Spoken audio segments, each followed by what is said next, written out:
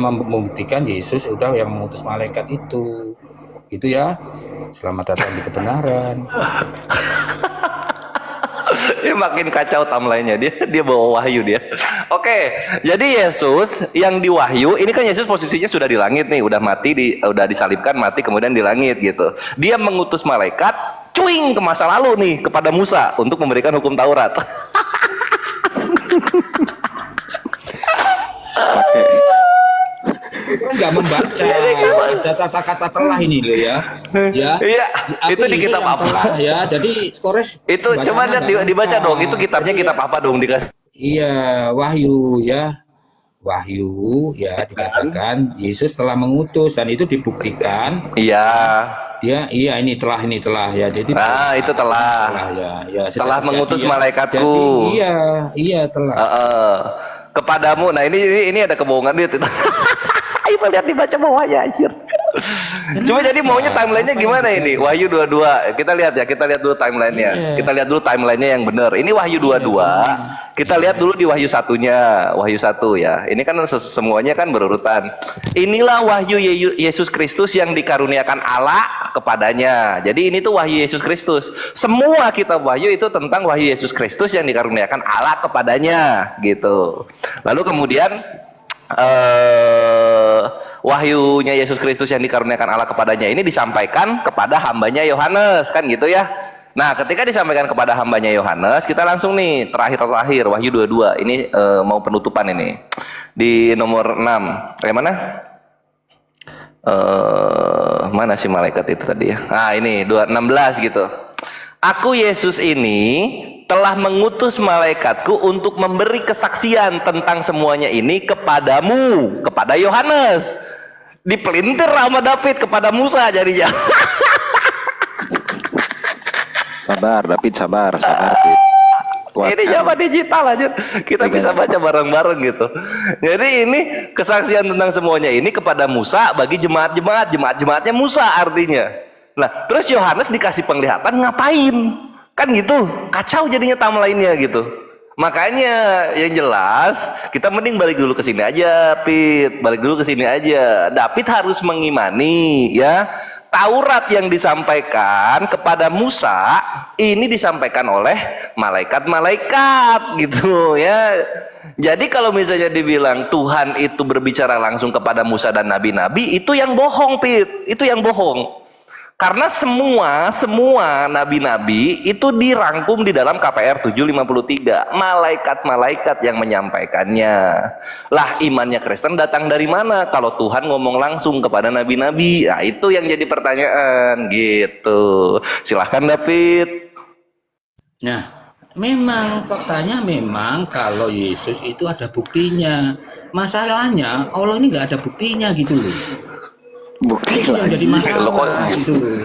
Kok bukti ya? Kok bukti lagi? Nggak ada apalagi. Oke. Ya memang bisa dipercaya gitu loh.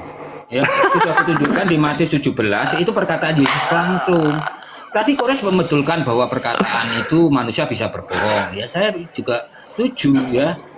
Jadi kalau Yesus sendiri yang ngomong pasti benar ya. Jadi Yesus sendiri berkata di Matius 17 ya, dia membuktikan ya, tidak hanya sekedar berkata, dialah yang mengutus nabi-nabi. Ya, itu ada di Matius 23 ayat 43 juga ya. Jadi siapa lagi Yesus kalau dia yang berbicara dengan Musa ya, bisa berbicara langsung. Jadi kalau Allah Subhanahu wa taala nggak pernah ya. Jadi gimana pembuktiannya ya? Karena nggak ada saksi matanya, itu loh ya. Oke, apa susahnya sih sebenarnya sebuah kitab suci yang katanya dari Allah ya, tapi nggak bisa menuliskan hal itu gitu. Udah. Itu sih yang meragukan ya. Oke siap ya.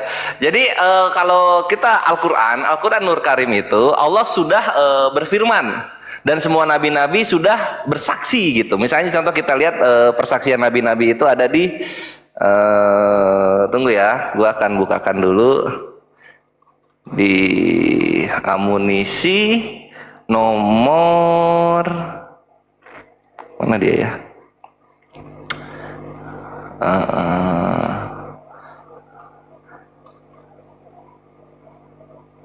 Khusus untuk kaumnya.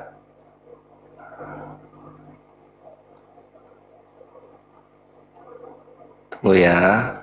Ini udah gua rangkum, jadi nanti kawan-kawan tinggal lihat ayat-ayatnya aja ya.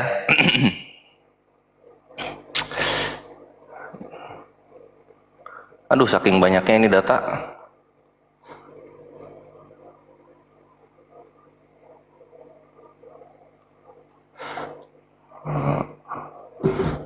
Serah diri. Di mana nih serah diri? Di sini misalnya di surah Yunus ayat 72, ini Nabi Nuh alaihissalam, maka jika kami berpaling, aku tidak meminta imbalan sedikit pun darimu, imbalanku tidak lain hanyalah dari Allah. Aku diperintah agar aku termasuk golongan orang-orang muslim. Nabi Nuh bersaksi. Dari Al-Baqarah 128, Nabi Ibrahim alaihissalam dan Nabi Ismail alaihissalam, ya Tuhan kami, jadikanlah kami orang-orang yang berserah diri kepadamu dan anak cucu kami umat yang berserah diri juga kepadamu, dan tunjukkanlah kepada kami cara-cara melakukan ibadah haji kami, dan terimalah tobat kami, sungguh engkaulah yang maha penerima taubat, maha penyayang.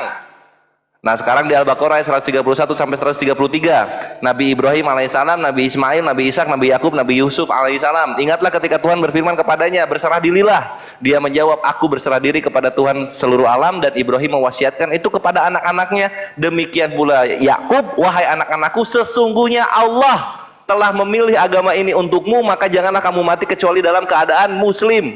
Apakah kamu menjadi saksi saat maut akan menjemput Yakub ketika dia berkata kepada anak-anaknya, apa yang kamu sembah peninggalku? Mereka menjawab, kami menyembah Tuhanmu dan Tuhan nenek moyangmu, yaitu Ibrahim, Ismail, dan Ishak, Tuhan yang Maha Esa, kami berserah diri kepadanya.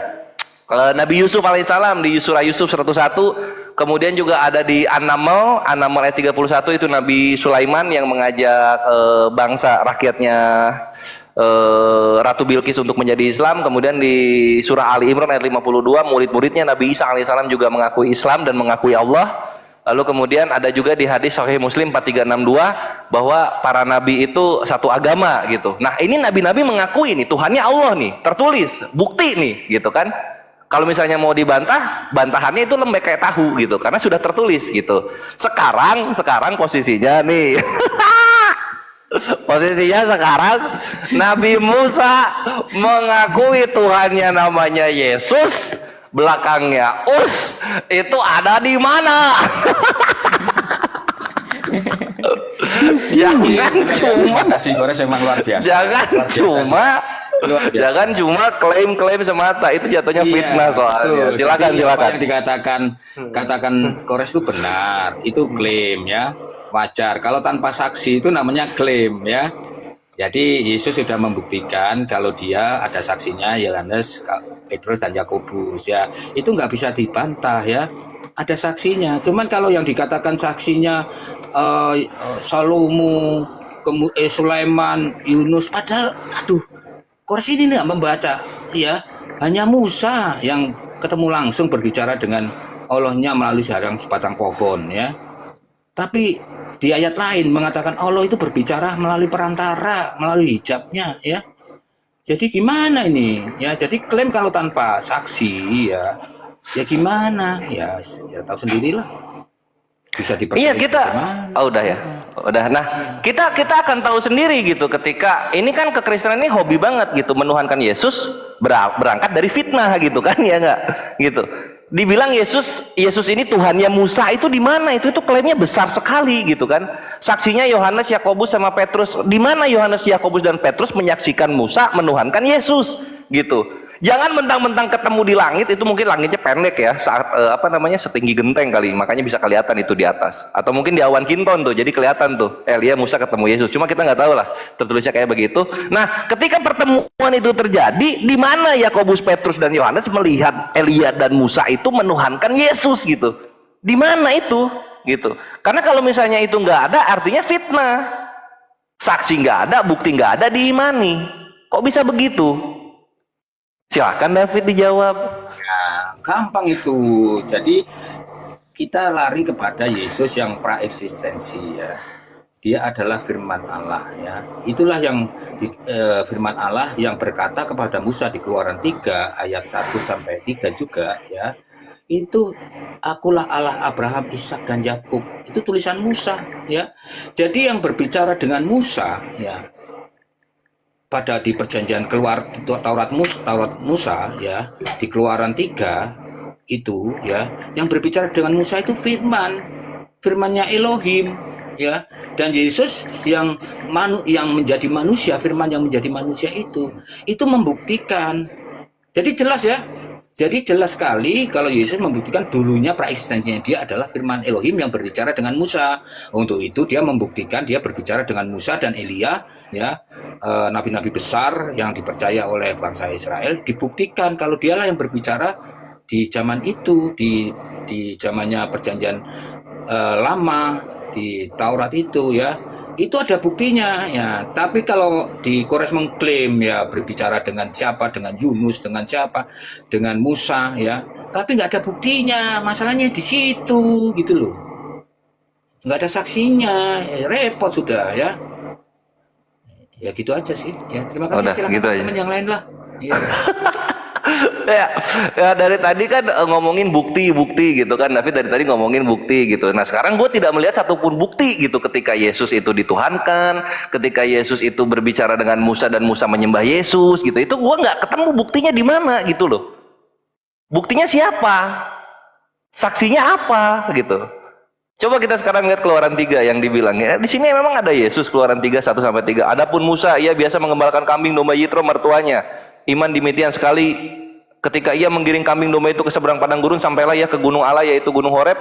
Lalu malaikat Tuhan menampakkan diri kepadanya di dalam nyala api keluar dari semak duri. Lalu ia melihat dan tampaklah semak duri menyala, tetapi tidak dimakan api. Musa berkata, baiklah aku menyimpang ke sana untuk memeriksa penglihatan yang hebat itu. Mengapa tidak terbakar semak duri itu? Berarti Tuhannya ini semak duri atau gimana gitu.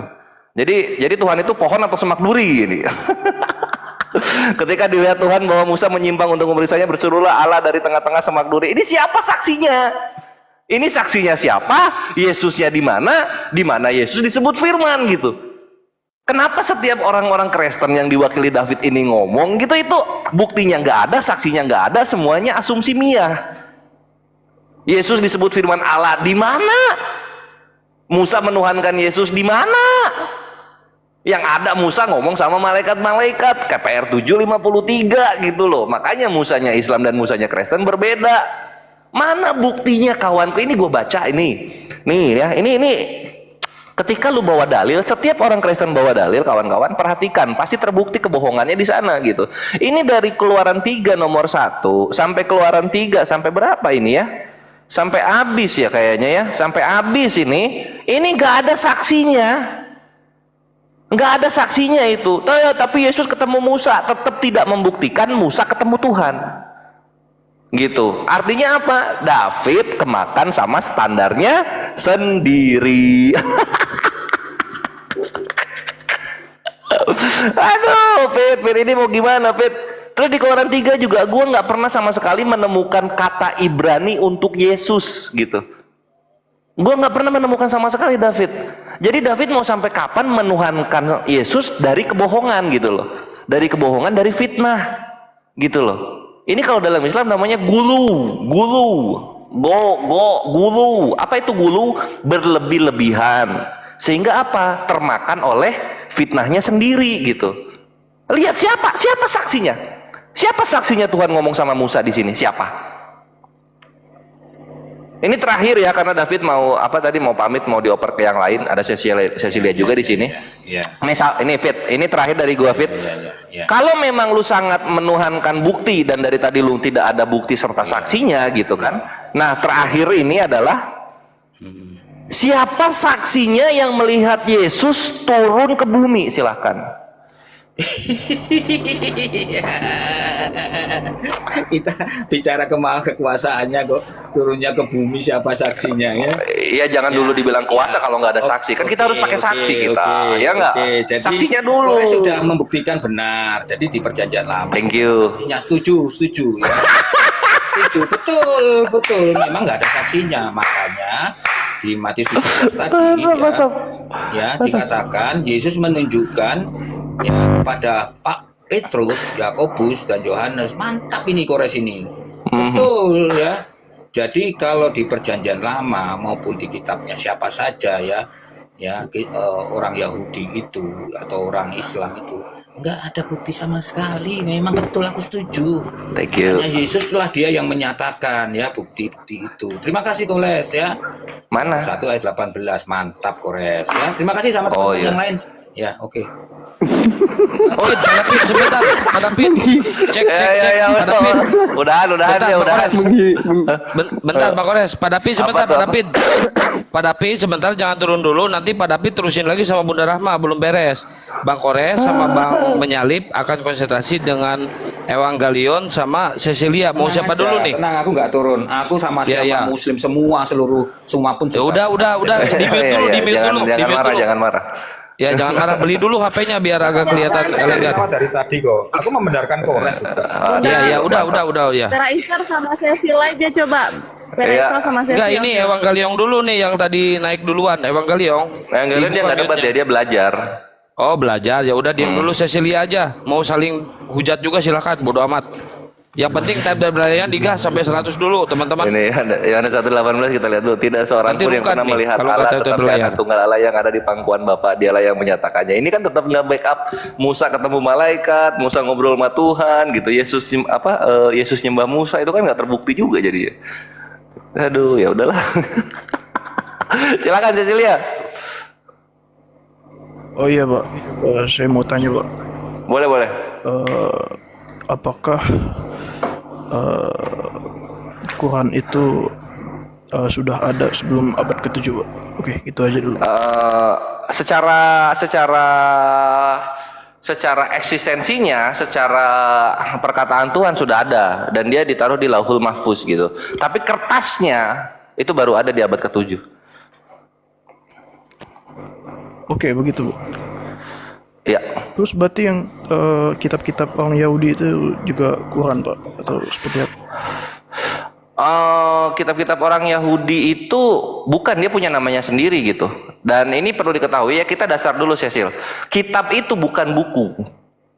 Contoh misalnya An-Nisa ayat 24 gitu, kata kitabullahi alaikum gitu. Nah di situ tuh ketetapan Allah untuk kalian.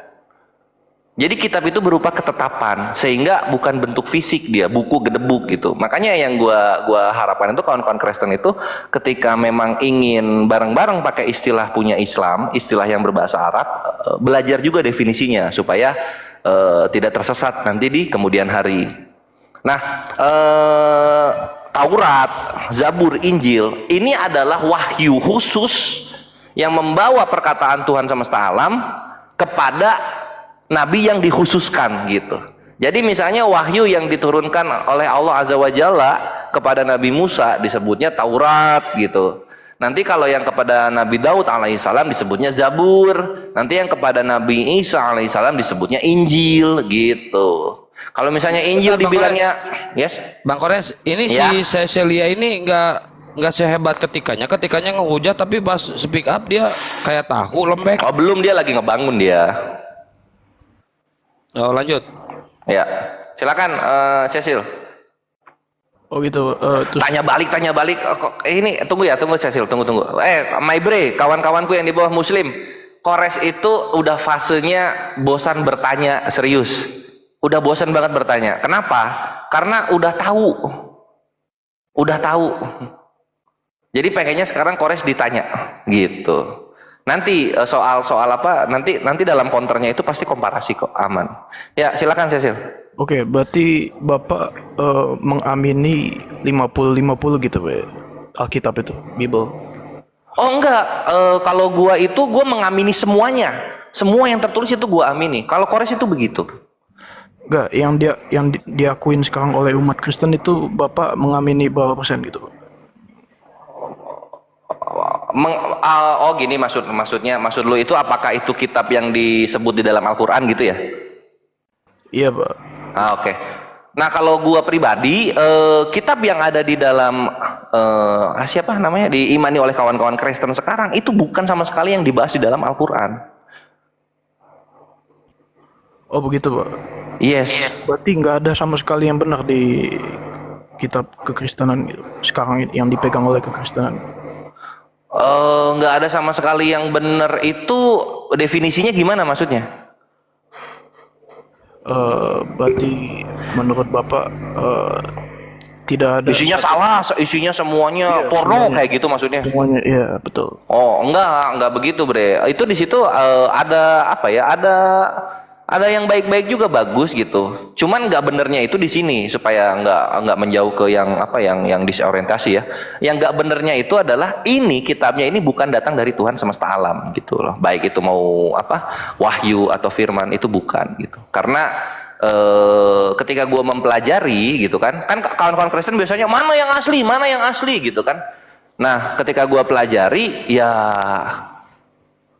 memang kitabnya Kristen ini baru ada perjanjian barunya baru ada di abad keempat, perjanjian lamanya baru ada di abad 11 gitu. Sehingga mana mungkin Tuhan menurunkan kitab tapi nabi-nabinya sudah meninggal duluan. Gitu, Cecil. Silakan. ini mah gak sesuai ketikanya suhu pas datang ke atas cupu lu lembek Ya, saya- parah lu. saya Ngehujat cuma dong, nanya. ngehujat. Saya Woi. cuma nanya. Kenapa?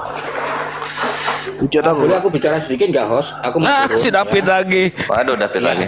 ini ya, tolong besarkan aku, host. Aku terakhir ini ya, aku mau turun. Ya. Apa yang dibesarkan? David, lu pengen dibesarkan? Ya, Ke boleh Maerot, besarkan. Kalau pengen dibesarkan, lu punya lu kecil. Enggak besarkan ini. Oh, enggak. Ya Kongres, udah. Enggak kecil, bengkok doang ya. Bengkok ke bawah Ya, dia. ini ya. Kail. Oke, makasih ya. Jadi Ya. selama tadi berdiskusi ternyata teman-teman muslim tidak bisa membuktikan kuasanya Allah ya. Nah, saya membawa Anisa ayat 47 ini ya. Coba dibaca dengan baik-baik. Ini mungkin pembelajaran buat Kores dan teman-teman yang lain ya. Berimanlah kamu kepada apa yang telah kami turunkan dalam kurung Al-Quran yang membenarkan kitab yang ada pada kamu. Sebelum kami mengubah wajahmu ya lalu kami putar ke belakang ya. Nah, atau kami laknat mereka sebagaimana kami aduh Waduh, makanya jangan marah-marah, jangan Aduh, emosi. ke Pak Bumi, Enggak, Wah, enggak, itu enggak. HP rusak, retak. Oh, Jangan udah sambil jelek, emosi. murah, retak loh. Ya, Wih, nggak apa-apa ya. Jadi nggak ini apa-apa, poinnya nggak yang apa-apa. penting Beli ya. lagi Jadi besok. ternyata ya Allah di sini kayaknya nggak berkuasa gitu loh ya. Kayaknya. Ternyata ancamannya kepada orang yang tidak beriman kepada Al-Quran nggak ada satupun yang wajahnya diputar sebagaimana seperti orang Yahudi yang dilaknat pada hari Sabat ya. Nggak ada itu sampai 1400 apa nih sekarang udah 2400 14 Apa tuh? abad.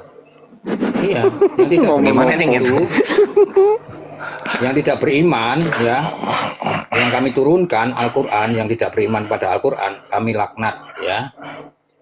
Kalau diputar wajahnya ke belakang ya, Ya. nih diputar wajahnya ke belakang sebagaimana kami melaknat kaum Yahudi yang yang berbuat maksiat pada hari Sabat ya. Itu Ya. di Al-Baqarah seperti kera gitu ya, dijadikan kera, jadi nggak ada buktinya. Ini kayaknya nggak ada buktinya gitu ya. Oke, terima kasih teman-teman ya. Jadi selama ini malah ada yang buktinya, malah ini yang jangan kabur. Belum beres sama Bunda Rahma. Nanti sama Bunda Rahma lanjutin, jangan turun. Diam. Dengerin Bang Kores dulu. Ih, kabur. Malah turun. Kabur. Ya. Kabur dia. Ih, Parah. Ya, dia udah bubuk lah. Gimana dia mau counter gitu? Musa yang ngobrol sama malaikat di kitabnya. Gimana dia mau counter gitu kan? Jadi apa namanya ya? Jadi yang dia bilang soal nggak ada bukti kuasanya, justru kitabnya yang nggak ada bukti kuasanya. Buktinya apa? Dia kabur gitu. Dan dia mencoba menyudahi lebih dulu dialognya. Kan gitu. Gitu kan. Kalau Al-Quran kan dia nggak bisa bantah gitu. Laut terbagi dua, mayat Fir'aun diawetkan gitu. Nah sekarang soal sebelum kami memutarbalikkan wajah mereka ke belakang, itu jawabannya ada di surah Ibrahim ayat 42 gitu. Kores meselung, enggak gua maki-maki dia. Dan Ya, janganlah ini engkau ada mengira satu slot. bahwa Bentar, Allah Pak lengah Kores. dari apa yang ya kenapa? Ini ada satu slot kosong. Saya persilakan untuk oten-oten ya, yang keras ya, yang hujat lah pokoknya. Kalau yang cepu lembek nggak usah naik lah. Bosen gua pengen ngegerus, gua kunyah semuanya. Lanjut Bang Kores. Ya, ini surah Ibrahim ayat 42. Dan janganlah engkau mengira bahwa Allah lengah dari apa yang diperbuat oleh orang yang zolim. Sesungguhnya Allah menangguhkan mereka sampai hari yang pada waktu itu mata mereka terbelalak. Dar. Selamat datang di kebenaran. Ya, simple itu jawabannya. Gitu. Ya Pit ya, lu masih di bawah kan? Lu kedengerin kan? Nah, lu pasti pengen naik lagi, pengen ngebantah dalil ini. Cuma ya nggak bisa lah, lu udah turun. Yuk silakan Cecilia. Oh iya Pak, saya mau tanya Pak. Boleh. Ini Pak, yang akan menghakimi pada hari kiamat itu menurut kitab Bapak itu siapa Pak? Allah Azza wa Jalla, ahkamil hakimin. Allah lah yang hakim yang seadil-adilnya. Oh bukan Nabi Isa Pak. Nabi Isa di dunia, dia hakaman adlan, hakim yang adil ketika di dunia. Oh berarti ada dua. Ya. Jadi hari penghakiman itu bukan hari akhir zaman gitu. Nabi Isa itu akan turun di akhir zaman. Dia akan menjadi hakim yang adil itu di bumi. Sedangkan hari penghakiman itu bukan di bumi, dia di padang mahsyar, alamnya berbeda. Gitu. Kenapa dia bisa diberikan otoritas untuk menghakimi Pak? Ya, karena dari Yahudi, Islam dan Nasrani itu kita mengimani orang yang sama dengan status yang berbeda gitu. Cuman kekristenan memang agak lebih jauh dia. Jadi kalau di dalam Yahudi itu Yesus ini bukan Yesus, Nabi Isa ini adalah anak zina gitu, dan dia adalah penyesat, penyihir. Lalu kemudian di dalam Nasrani Nabi Isa ini dia itu adalah Tuhan. Lalu dalam Islam Nabi Isa ini adalah utusan Tuhan, dan dia adalah anak suci, bukan anak zina. Nah, nanti Nabi Isa itu datang menjadi hakim yang adil. Nabi Isa ini akan menentukan mana yang benar ini, Yahudi, Nasrani atau Islam gitu. Silakan. Saya pernah dengar dari Christian Prince Pak, Ya.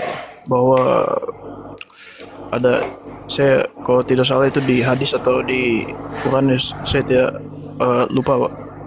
Katanya itu begini Pak, bahwa Tuhan Bapa itu memiliki organ gitu Pak, semacam kayak tangan gitu, kaki gitu. Itu benar apa salah Pak begitu? Iya, itu tertulis memang di Al-Quran dan hadis memang ada gitu. Misalnya di hadis itu bahwa tangan Allah dua-duanya kanan gitu. Yang di sini dalam pengertiannya oleh di hadis juga ini yang nggak dibawakan oleh CP gitu, pengertian yang ada tertulis dalam hadisnya juga. Jadi dibawainnya setengah-setengah. Kenapa tangan kanan dua-duanya? Karena kiri itu dalam semitik itu artinya kelemahan kiri itu. Makanya selalu sebelah kanan, sebelah kanan, sebelah kanan. Maka dari itu Allah itu maha sempurna karena tidak ada sisi lemahnya di dalam keberadaannya yang maha tinggi itu. Terus mengenai wajah, kemudian segala kata-kata anggota badan yang Allah gunakan ketika berfirman. Nah, ini dikunci di dalam surah Asy-Syura ayat 11, laisa kamitslihi syai'un gitu. Tiada sesuatu pun serupa dengan Dia. Allah bilang begitu. Nah, jadi kita sebagai muslim bagaimana mengimaninya?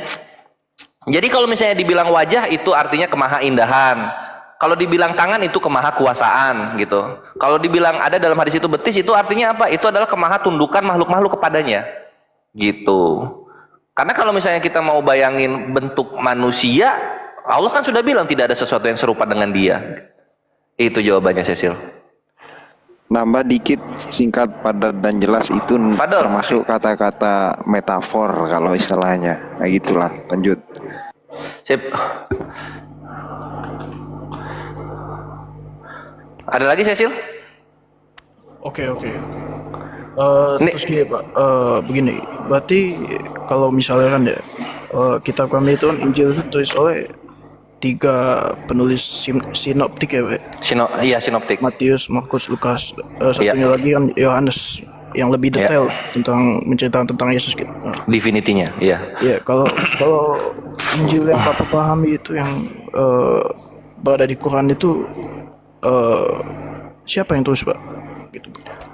Nah, ini balik lagi ke penjelasan gue di awal. Kitab itu bukanlah buku. Kitab itu adalah wahyu yang diturunkan oleh Allah khusus kepada nabi yang dikhususkan gitu. Nah, Injil ini adalah perkataan Allah, wahyu dari Allah untuk Nabi Isa alaihissalam. Lalu Injilnya di mana gitu? Lah, Injilnya itu adalah apa yang Nabi Isa alaihissalam ucapkan. Karena salah satu karakter Nabi adalah dia tidak berkata-kata dari dirinya sendiri. Dia mengucapkan sesuatu yang pasti diwahyukan kepadanya, gitu. Ini gua bawain komparasi boleh ya? Oke. Oke, kita lihat di sini ya, misalnya Perhatikan ya, ini nabi-nabi. Dan gue langsung bawa perbandingannya.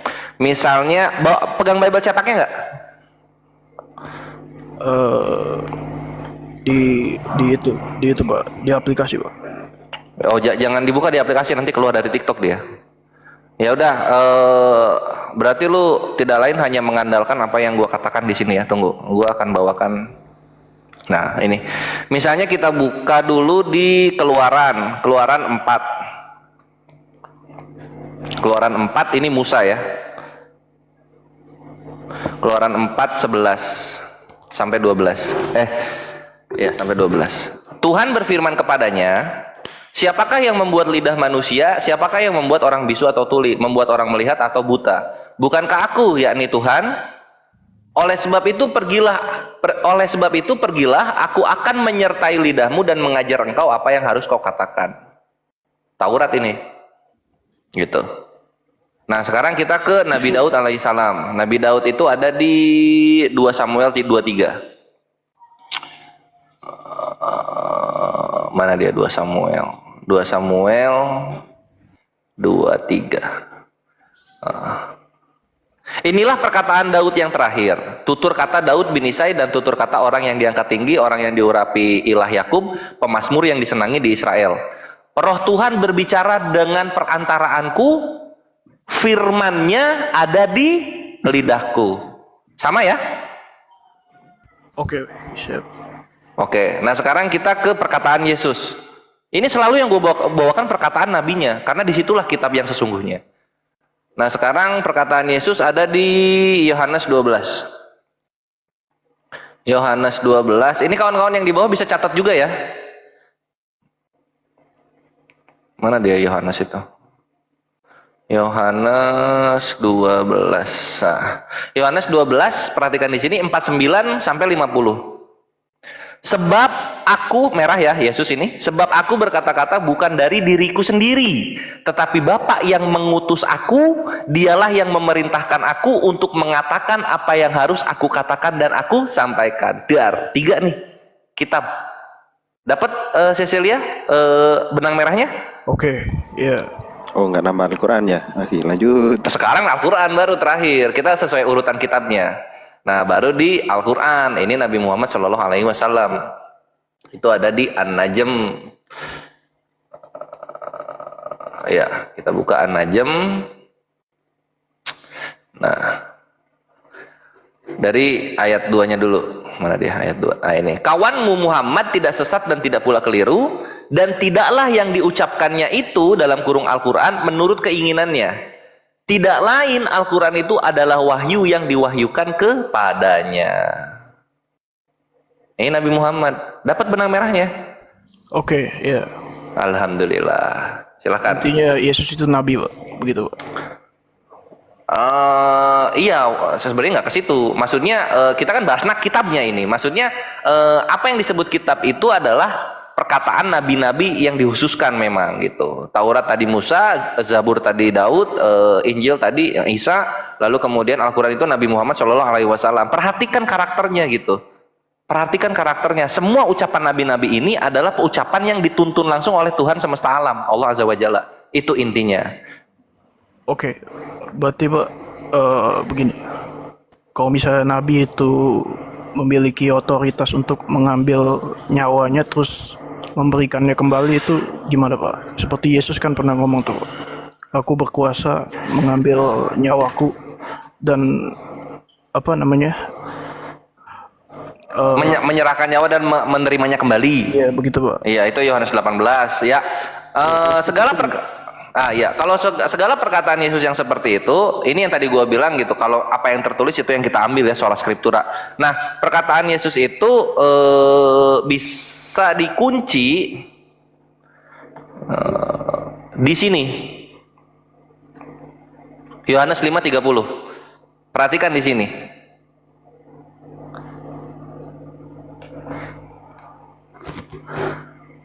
Aku tidak dapat berbuat apa-apa dari diriku sendiri. Aku tidak dapat berbuat apa-apa dari diriku sendiri. Aku menghakimi sesuai dengan apa yang aku dengar, dan penghakimanku adil, sebab aku tidak menuruti kehendakku sendiri, melainkan kehendak Dia yang mengutus aku. Jadi segala perbuatan Yesus itu adalah kehendak Tuhannya. Entah, Gitu. Jadi Yesus ya, mengatakan penghakimanku adil, Pak. Gitu. iya betul gitu. Karena apa? Karena kehendaknya Bapa, penghakiman Yesus adil. Gitu. Jadi segala kehendak Yesus, perkataan Yesus, perbuatan Yesus itu dikontrol oleh Tuhan yang mengutusnya. Gitu. Siapa Tuhan yang mengutusnya? Matius 11:25 gitu. Bapa, Tuhan langit dan bumi. Gitu. Jadi nggak bisa dibilang walaupun Yesus menyerahkan nyawanya, lalu kemudian menerimanya kembali, itu tetap my bre, itu tetap kehendak Tuhannya langsung. Kehendak Tuhannya Yesus langsung. Karena sudah dikunci oleh Yesus Yohanes 5:30 supaya tidak berpikiran ke mana-mana. Gitu Cecil. Silahkan. Oh, itu bukan sifat ilahi, Pak ya? Bukan, karena kalau sifat ilahi harusnya itu kehendak datang dari diri sendiri gitu. Kalau dalam Islam itu irodat. Jadi tidak ditentukan oleh sesuatu yang lain.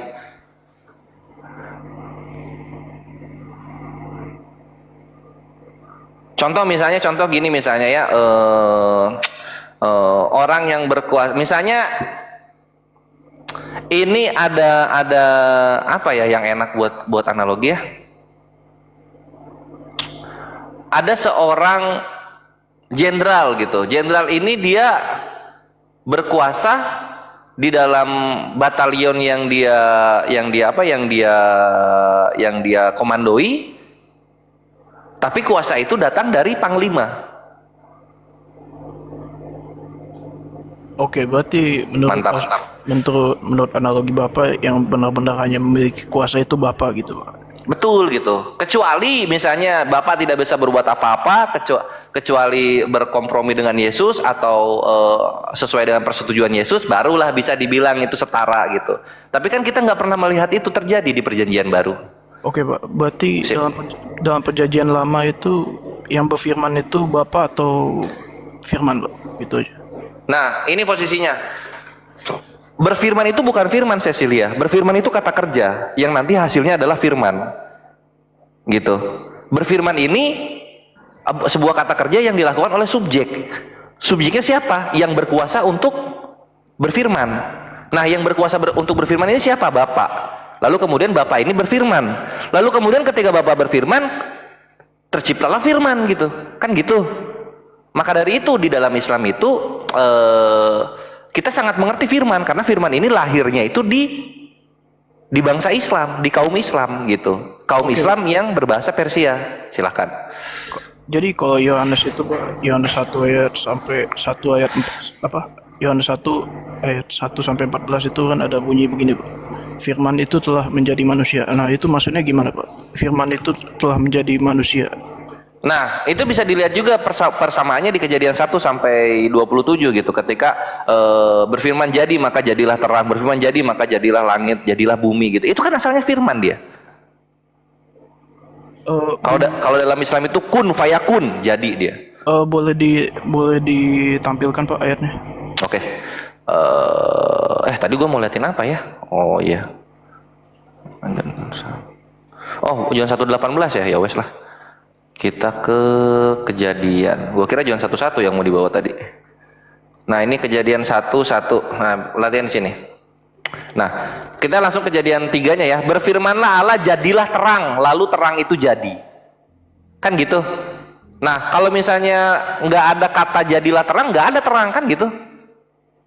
Maksudnya apa? Dari kata jadilah terang, ini frasa sebenarnya, maka terang itu pun menjadi nyata gitu. Jadi dari kata jadilah terang, jadi terang. Nangkep nggak? Iya, Pak.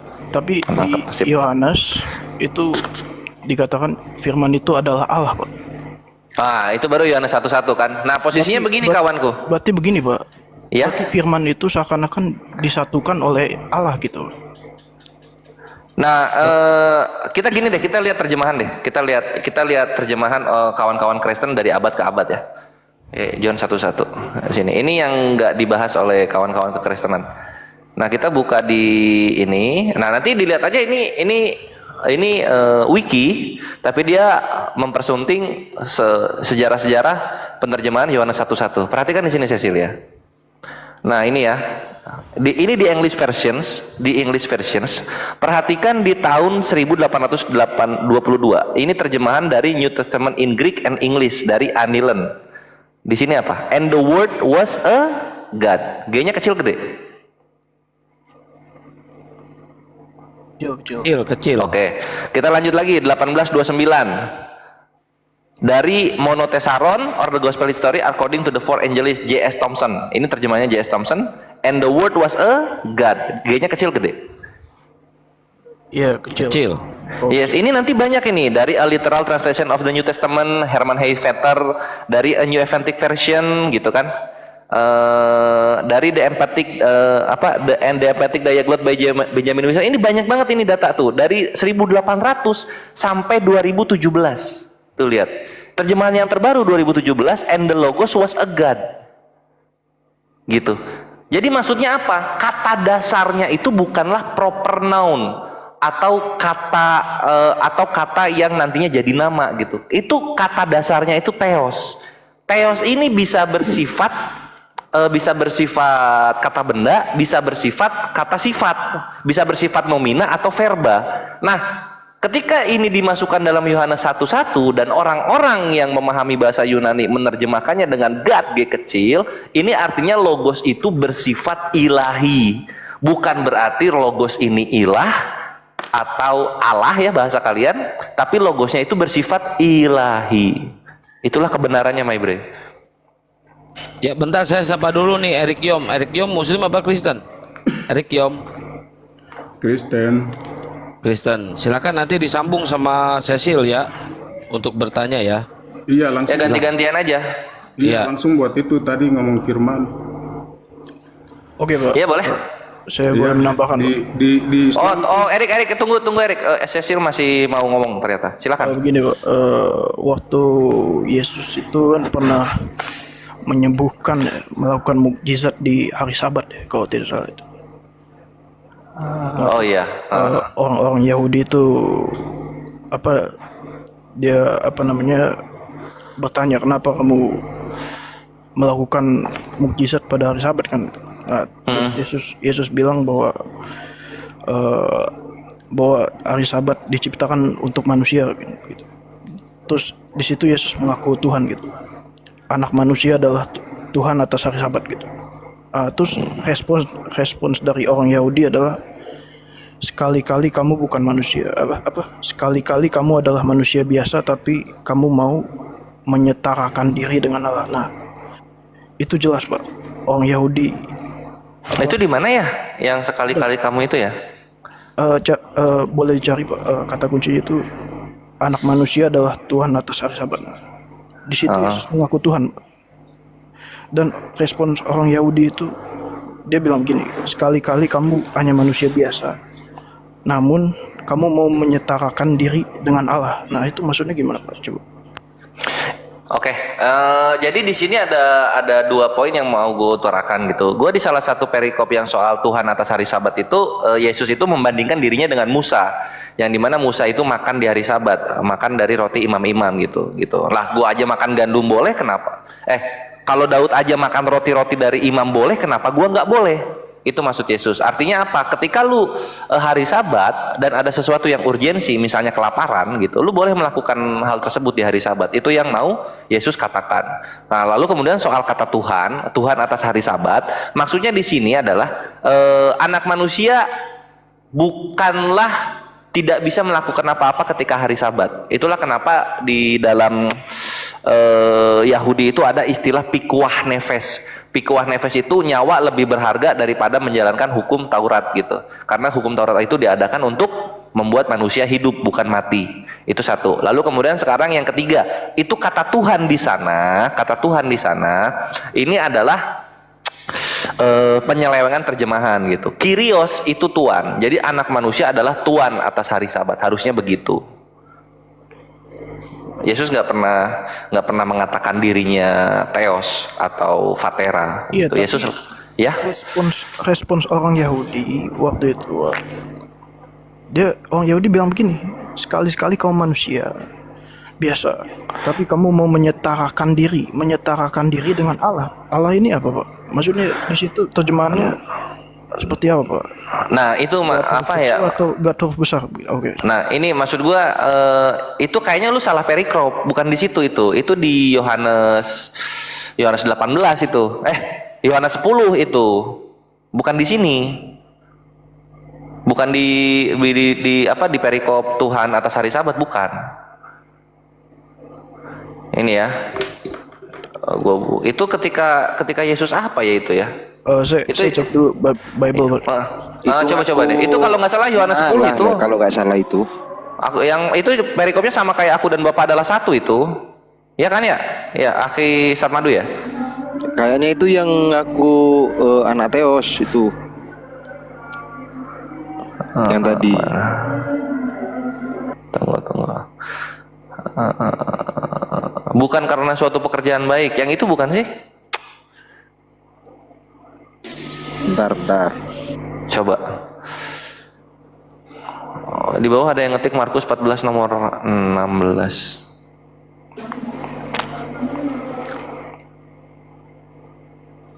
Markus 14. Saya sudah temu Yohanes Ya? 5 ayat 18. Oke. Yohanes 5. Tunggu ya. Yohanes 5. Nomor berapa? Yohanes 5 ayat 18 dan Yohanes 10 ayat 33, Pak. Ada 2, Pak, jadi. Iya. Nah,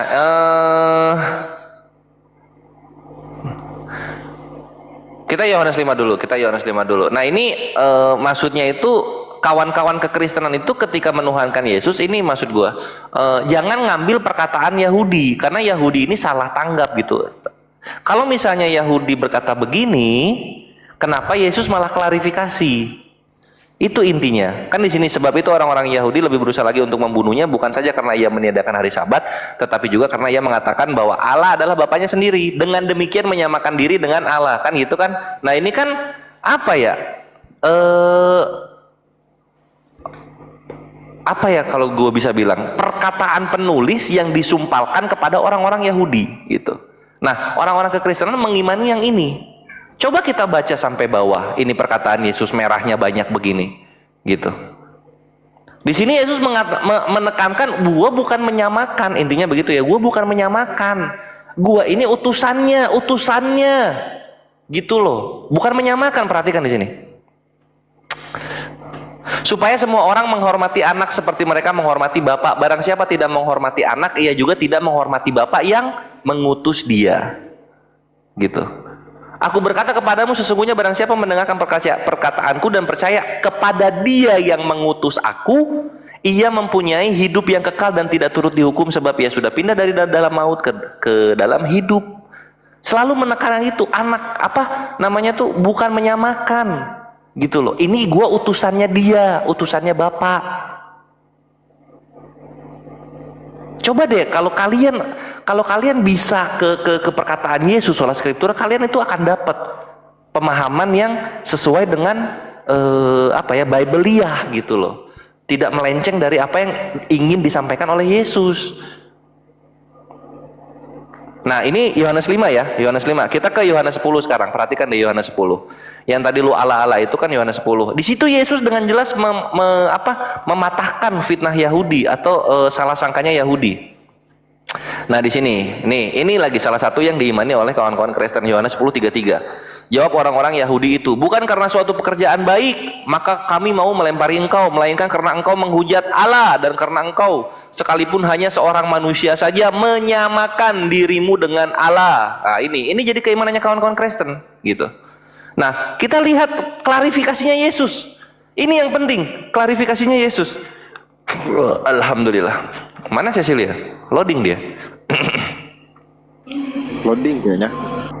Udah balik lagi dia. Nah, perhatikan Cecilia, jangan Yohanes 33-nya karena ini adalah perkataan penulis yang disumpahkan kepada orang-orang Yahudi. Lihat Yesusnya. Yohanes 10:34, Yohanes 10:35. Kata Yesus kepada mereka, "Tidakkah ada tertulis dalam kitab Taurat kamu, aku telah berfirman, kamu adalah Allah." A-nya kecil gede? Kecil. Jikalau mereka kepada siapa firman itu disampaikan disebut Allah, sedangkan kitab suci tidak dapat dibatalkan. Jadi ketika firman itu disampaikan dan diterima, yang mendapatkan firman itu disebut apa? Disebut Allah. A-nya kecil, kecil. Jadi Yesus mengakui Allah, iya. A-nya kecil, kecil. Karena Yesus sama seperti orang-orang yang mendapatkan firman dari Tuhan semesta alam.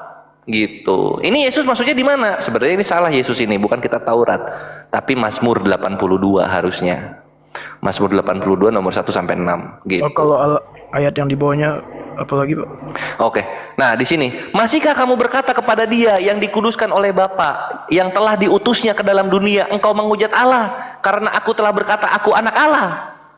Tanda tanya. Gitu. Jikalau aku tidak melakukan pekerjaan-pekerjaan Bapakku, janganlah percaya kepadaku. Tetapi jikalau aku melakukannya dan kamu tidak mau percaya kepadaku, percayalah akan pekerjaan-pekerjaan itu, supaya kamu boleh mengetahui dan mengerti bahwa Bapa di dalam aku dan aku di dalam Bapa. Gitu. Oke, Pak. Ini lanjutannya. Sip. Di Injil yang Bapak percaya, ada nggak Nabi Isa menyebut Allah itu sebagai Bapak gitu? Nggak pernah, nggak ada. Nggak ada kalau kita topiknya mau ke sana gitu. Jadi ini gua ya Cecil. Kebanyakan kaum muslimin berpemahamannya begini. Ini sosoknya sama, kisahnya yang berbeda gitu. Sosoknya sama, kisahnya yang berbeda. Nah, Kores mengambil Yesus dan Nabi Isa ini berbeda karena kisahnya beda gitu. Terus kesamaannya apa dong? Kesamaannya ya sama-sama ciptaan Tuhan, itu intinya. Gitu. Yesus ini adalah permulaan ciptaan Tuhan, Nabi Isa juga ciptaan Tuhan, gitu. Sama-sama ciptaan. Sama-sama diutus juga. Itu sih. Jadi yang gue selalu tekankan ketika ditanya tentang Nabi Isa lalu kemudian dibandingkan dengan Yesus, ya mereka berdua ini tuh sama-sama ciptaan gitu loh, bukan Tuhan. Itulah yang gue baca. Itulah kenapa gue mengamini apa yang ada di dalam Bible kalian gitu. Oke. Gini, Pak, ada lagi satu pertanyaan, Pak. Boleh. Yesus pernah berkata begini, Pak. Sebelum Abraham ada, aku telah ada gitu, Pak. Itu maksudnya seperti apa begitu? Oh, itu di apa ya? Aduh, lupa gue, tunggu. Sebelum Abraham ada. Sebelum Abraham ada. Oke. Oh, Yohanes 8 itu. Nah, ya, ini maksudnya adalah pengajaran yang disampaikan oleh Yesus, pekerjaan dari Bapa ini memang sudah ada dari sebelum zaman Abraham. Gitu. Karena apa? Nanti kan titik sentral keimanan Yahudi itu kan datang dari pengajaran Abraham. Kalau dalam Islam itu disebutnya milah Ibrahim. Nah, maksud Yesus sesungguhnya sebelum Abraham jadi aku telah ada, pekerjaan-pekerjaan yang ditentukan untuk Yesus itu sudah ada sebelum dari zaman Abraham gitu. Oh, ini kan bukannya kalau kawan-kawan Kristen biasanya, loh, ini kan Yesus ini Tuhan gitu. Tanggung, kawanku, tanggung. Kalau misalnya sebelum Abraham. Karena masih ada Nuh, masih ada Adam, masih ada apa Set gitu, tanggung gitu. Sehingga ini lebih cocoknya ke perkataan-perkataan Yesus sebelumnya, pekerjaan-pekerjaan yang ditentukan untuk Yesus gitu. Dan ini kalau misalnya kita bandingkan juga apa yang dikatakan Yesus ini similar sama perkataannya Salomo. Kalau di Islam itu Nabi Sulaiman ya. Itu ada di Amsal 8 nomor 22. Nah, perhatikan di sini. Nah, ini.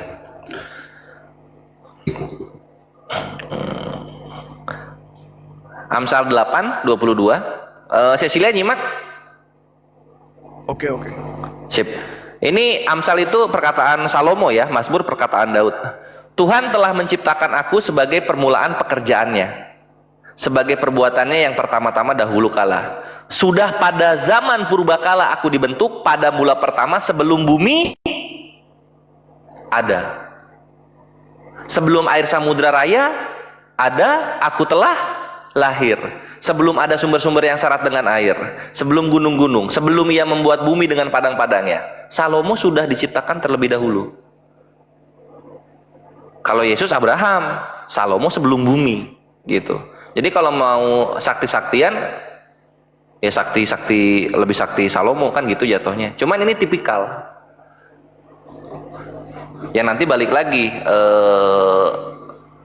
Kalau dalam Islam sih jatuhnya risalah ya. Tapi kalau dalam Kristen itu jatuhnya itu pekerjaan yang ditentukan Tuhan kepada orang-orang yang Dia pilih. Gitu kawanku. Nambah dikit, Akhi Silakan. Kores. Iya. Bisa saja itu kalau dalam Muslimnya itu Nabi Isa menceritakan mengenai Nabi Isa ya.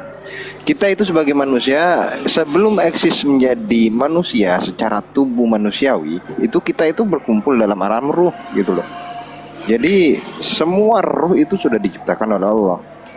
Kemudian ruh itu ketika kita berbentuk janin, ruh itu ditiupkan kepada satu persatu janin yang akan dilahirkan. Seperti itu. Jadi ketika Yesus bilang, aku ada sebelum Abraham ada, berarti ya Yesus yang mana nih? Yang bentuknya ruh manusia. Sebelum Abraham dilahirkan itu ruhnya Yesus sudah ada. Kayak gitu Akhi Kores. Nah, cuma gini Ustaz Madu, kalau misalnya kayak gitu, ruhnya Abraham kapan dong dibikin? Bukan ruhnya, tapi kalau ke Abrahamnya, Abraham yang sudah bentuk manusia gitu. Tapi ruhnya bareng-bareng gitu maksudnya? Ruhnya bareng-bareng. Sip. Ya, Cecil, ada lagi nggak? Semoga tercerahkan. Oke, siap. Gimana jawabannya? Ya, saya pernah dengar begini, Pak. Oke.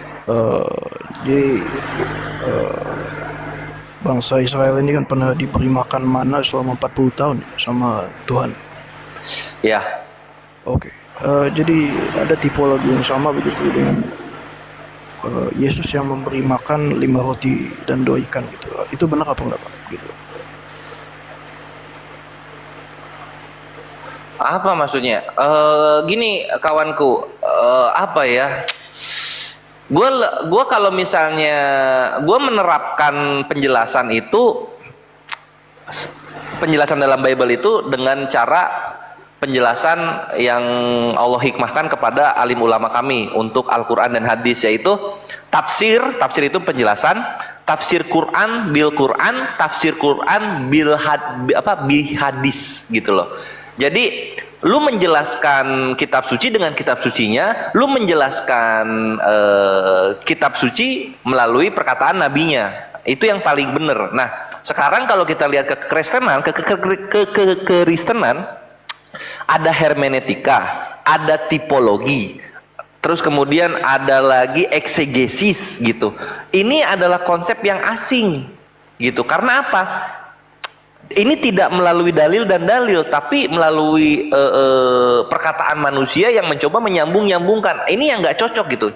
Contoh kayak misalnya 40 Nabi Musa diberi makan roti dari surga selama 40 tahun. Dikaitkan dengan mujizat Yesus memberi makan 5 roti dan 2 ikan gitu. Nggak ada hubungannya. Itu apa ya? Itu nggak ada hubungannya, kecuali memang nabi-nabi itu diberikan kuasa mukjizat kepada umat yang mengikutinya. Begini, Pak, tapi kan Yesus datang untuk menggenapi hukum Taurat. Makanya itu dia disunat, dia berpuasa di 40 hari di padang gurun, kan mengikuti bangsa Israel dulu pernah di padang gurun juga gitu. Iya, itu gua menggenapi semua yang pernah dilakukan nabi-nabi sebelum di perjanjian lama begitu. Iya, cuma Cecilia gini, kawan-kawan Kristen itu memperkosa definisi menggenapi. Menggenapi itu menyempurnakan, bukan menyelesaikan gitu loh. Genap selesai sudah, enggak. Genap itu menyempurnakan. Jadi hukum Taurat yang tidak bisa optimal diterapkan oleh bangsa Israel di abad pertama, itu dioptimalkan oleh kedatangan Nabi Isa alaihissalam gitu, dengan menjelaskan yang bisa dan yang tidak bisa dilakukan oleh bangsa Yahudi di abad pertama gitu loh. Itulah yang dimaksud menggenapi, sehingga gue setuju menggenapi, tapi gue tidak setuju dengan definisi kekristenan soal menggenapi gitu, karena dalam Kristen itu menggenapi artinya Taurat tidak dijalankan lagi, itu yang salah gitu. Toh kalau kita lihat di pengajaran Yesus di Matius 5-7, Yesus itu masih menyuruh korban kok.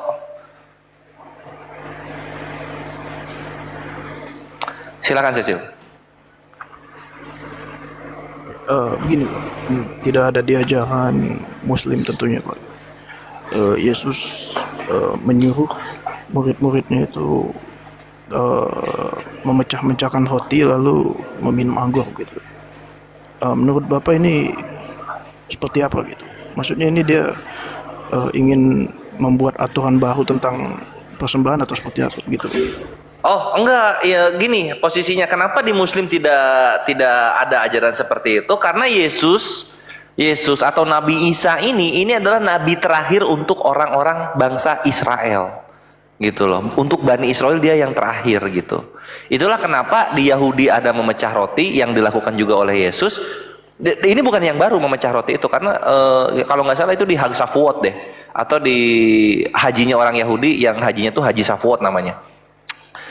Dengan Islam gitu, yang memang Islam ini untuk seluruh umat manusia sebagai hukum final terakhir dari Tuhan untuk seluruh manusia gitu loh. Makanya nggak ada di Islam gitu. Oke. Kurban, yes. Tidak ada Nabi Isa itu di kisah di kitab Bapak itu memecah-mecahkan roti, minum anggur, itu tidak ada, Be. Nggak ada itu. Karena itu syariat jatuhnya ya. Kalau di Yahudi itu halakha, syariat yang memang dikhususkan untuk Yahudi, yang dimana ketika Allah tidak memfirmankan, artinya tidak ada manfaat yang bisa dipetik oleh kaum muslimin gitu. Oh ini Pak, yang terakhir, ini terakhir. Silakan. Begini Pak, menurut pandangan Bapak, Yesus itu kan apa namanya, tidak makan babi ya, apa seperti apa Pak? Padahal dia pernah berkata begitu Pak. Apa diulang tadi, tidak pernah apa? Yesus itu kan orang Yahudi ya Pak. Berarti menurut pandangan Bapak dia tentu tidak makan babi kan Pak? Harusnya iya. Iya, tapi dia pernah berkata gitu, dia menghalalkan semua makanan Pak. Itu apakah terjemahannya salah atau seperti apa begitu Pak? Oke, diulang lagi apa? Tapi dia pernah apa? Yesus itu pernah berkata bahwa semua makanan itu halal Pak. Ya inilah kasihannya kawan-kawan Kristen. Kita lihat itu perikopnya. Itu yang pertama, perikopnya diceritakan di dua tempat, di Matius sama di Markus. Nah itu di Matiusnya Matius 15. Di Lukas juga sih, cuma gue Lukas nggak terlalu nyimak. Sama di Markus, mana dia si Markus ini? Markus 7 ya. Kita lihat dulu yang Matius ya, Matius 15.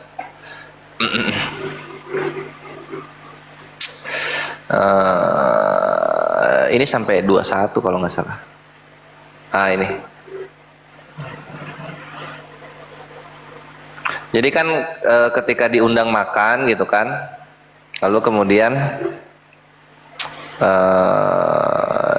ditanya lah, mengapa pas makan ya, mengapa murid-muridmu melanggar adat istiadat nenek moyang kita? Mereka tidak membasuh tangan sebelum makan gitu. Ini jatuhnya namanya tehilat nadayim kalau di Yahudi.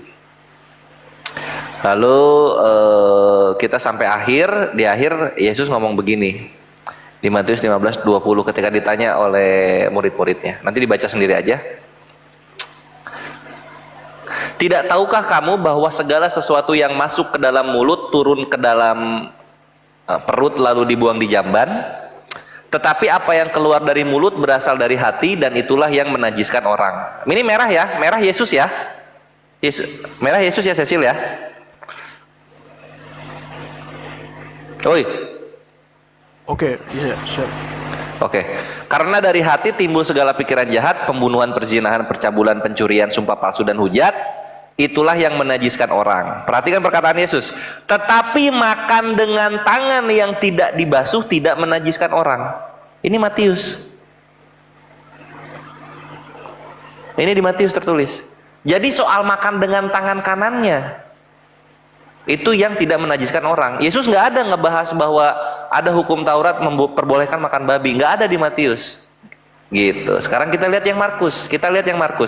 Ini di Markus inilah titik perkataan, titik dalil perjanjian baru yang menjadi iman Kristen bahwa semua makanan halal. Perhatikan di sini. Markus 7 ini kita bahas dari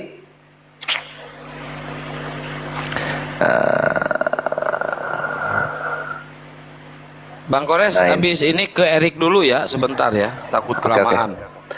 Oke, karena itu orang-orang Farisi dan ahli-ahli Taurat itu bertanya kepadanya, mengapa murid-muridmu tidak hidup menurut adat istiadat nenek moyang kita, tetapi makan dengan tangan najis? Nah, sama perikopnya ini dijawab oleh Yesus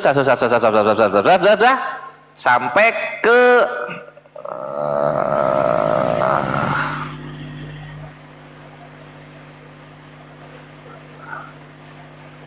mana dia? Nah, di sini jawabnya.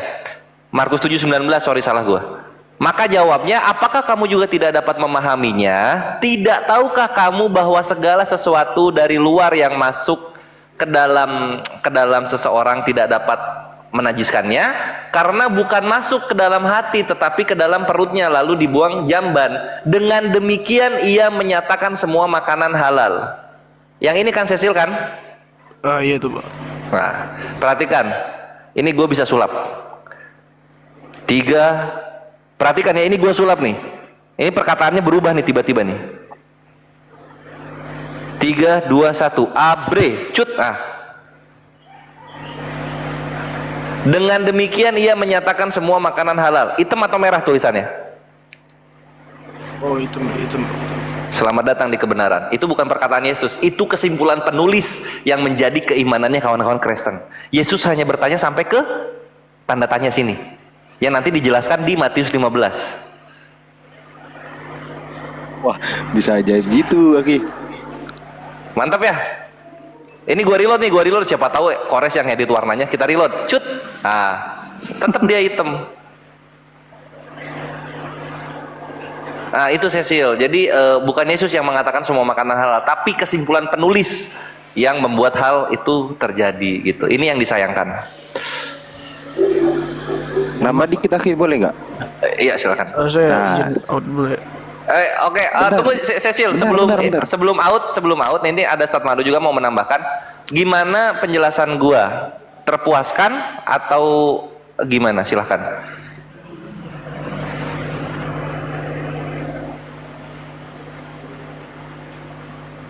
Oh saya pribadi Pak ya.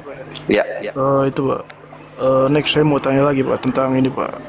Yang Yesus itu mengatakan bahwa seorang baru bisa bercerai kalau karena ada zina gitu. Nah gitu. Yesus, Oke, siap. Yesus bilang gitu. Nanti kita bahas itu di lain kesempatan kalau udah ini ya. Tapi untuk penjelasan gue yang sekarang, Cecilia nangkep nggak? Namanya apologetika pasti itu pasti masuk logika lah pasti. Oke lah, alhamdulillah kalau gitu. Semoga jadi bahan hidayah. Silakan Ustadz Madu. Nambah lagi masalah makanan, semua makanan itu halal. Sekarang gini, dalam Yahudi apakah ada sesuatu yang halal dan haram gitu loh. Dalam sesuatu yang haram itu oleh Yahudi apakah dianggap sebagai makanan? Contoh nih, kotoran ketika dimasak apakah ini adalah makanan? Ya enggak kan? Seperti itu. Jadi yang dimaksud semua makanan halal ya makanan yang boleh dimakan, nggak termasuk hal-hal yang haram. Kok contoh kotoran, contoh hal-hal yang membahayakan itu sudah tidak dianggap makanan. Itu sih menurut saya.